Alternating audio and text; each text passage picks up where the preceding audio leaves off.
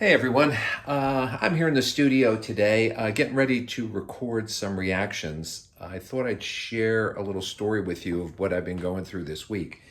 I did some upgrading to the studio, and like a lot of projects, it started out as something that should have been relatively simple and ended up getting more and more complicated.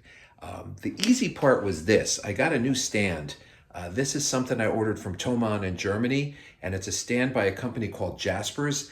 I can't recommend this stand enough. This sounded like I was going to pan it, right? This stand is amazing. It's sturdy. It is great. It's solid. It's got kind of a squarish base on the bottom, and then the top comes up like an A-frame. All the connectors and everything are super sturdy. I ordered it from, again, Thomann in Germany. I literally had to stand in one day. I don't know how they do it, but they got it over here. Well, 2 days. Amazing, amazing. I love it. I love it. So the stand was the easy part. Then it was a matter of wiring. I had to get all the MIDI cables and all the audio cables done up.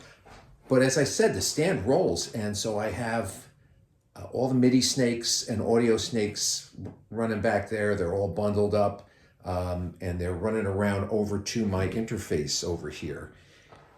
And let me get in tight on that. And what I have here, this is on wheels, and I can turn this around and get to the back of it for the wiring. I added a new front end to the system here. This is a Behringer XR18. I used that with the band, and this was my backup that I had with the band, but I decided to press it into service here. It's great, and one of the good things about it is that this can work as standalone. I do not have to turn the computer on to play the synthesizers. Also, I upgraded to this Motu MIDI Express XT. Same thing with this, 8 in, 8 out with MIDIs, and it's can work in standalone. So again, I don't have to turn the computer on to play the synthesizers or the drum machines. Fantastic. And then over here, I had everything coming around to my Mac Studio, and that's when the trouble started happening. For some reason, there were some incompatibilities or conflicts with the MIDI, and I was getting all this crazy MIDI stuff happening.